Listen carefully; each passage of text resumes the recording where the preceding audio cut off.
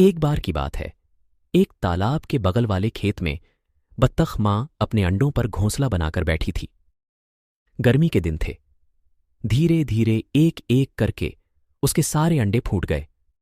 सभी बत्तखों ने क्वैक क्वैक कहा, लेकिन एक अंडे से बच्चा नहीं निकला। दादाजी बत्तख ने सारी आवाजें सुनी और मां बत्तख को देखने गए। बत्तख मां ने उसे उस अंडे के बारे में बताया जो फूटा नहीं था। दादाजी बत्तख को लगा कि अंडा टर्की के अंडे जैसा लग रहा है, क्योंकि वह बहुत बड़ा था। कुछ दिनों के इंतजार के बाद बड़ा अंडा फूटा। मां बत्तख देख सकती थी कि बत्तख का बच्चा बाकियों जैसा नहीं था। यह बड़ा, सफेद और बदसूरत था। मां बत्तख को यकीन था कि बत्तख बदल जाएगी और दूसरों की तरह बन जाएगी।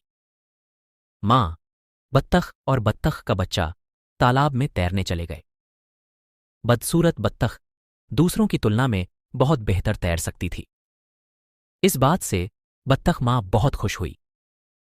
तैरने के बाद बत्तख मां बत्तखों को खेलने के लिए खेत के मैदान में ले गई। खेत के जानवरों ने बदसूरत बत्तख के बच्चे को देखा और उसके साथ बहुत बुरा व्यवहार किया। उन्होंने उससे कहा कि वह बदसूरत दिखता है और वह अन्य बत्तखों जैसा नहीं दिखता। बदसूरत बत्तख का बच्चा बहुत दुखी हो गया।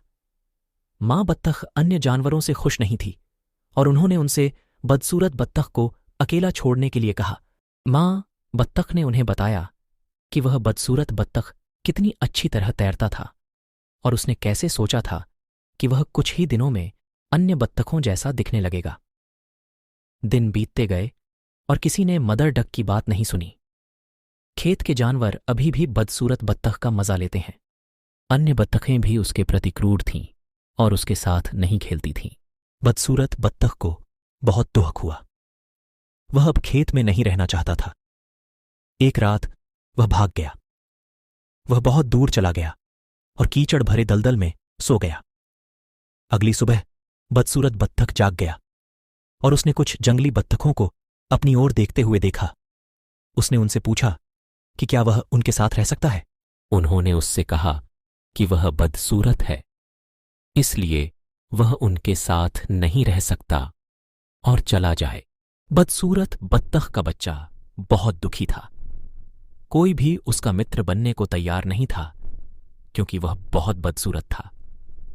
बारिश होने लगी, इसलिए बदसूरत बत्तख को सूखने के लिए जगह मिल गई।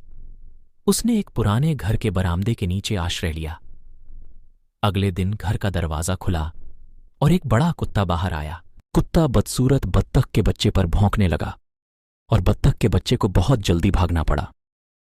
दिन बीतते गए और सर्दी आ गई। बदसूरत बत्तख का बच्चा बहुत ठंडा था। वह एक तालाब के पास अकेला रहता था और लंबी घास में अपना घर बनाता था। यह एक लंबी सर्दी थी। आखिरकार वसंत धूप वाले दिनों के साथ आया। एक दिन तालाब पर बदसूरत बत्तख के बच्चे ने 3 खूबसूरत सफेद हंसों को तैरते देखा। बदसूरत बत्तख का बच्चा जानता था कि वे उसे दोस्त के रूप में नहीं चाहेंगे, क्योंकि वह बहुत बदसूरत था। 3 हंसों ने बदसूरत बत्तख को देखा और उसके पास तैर गए। उन्होंने कहा, हेलो नए हंस। बदसूरत बत्तख ने उनसे पूछा कि जब वह बत्तख था तो उन्होंने उसे हंस क्यों कहा। हंसों ने उसे बताया कि वह बत्तख नहीं है और पानी में अपना प्रतिबिंब देख रहा है। चारों हंस आकाश में उड़ गए। बदसूरत बत्तख का बच्चा बहुत सुंदर सफेद हंस था। वह बहुत खुश है। जब हंस उनके ऊपर उड़े तो जमीन पर मौजूद बच्चों ने तालियां बजाईं।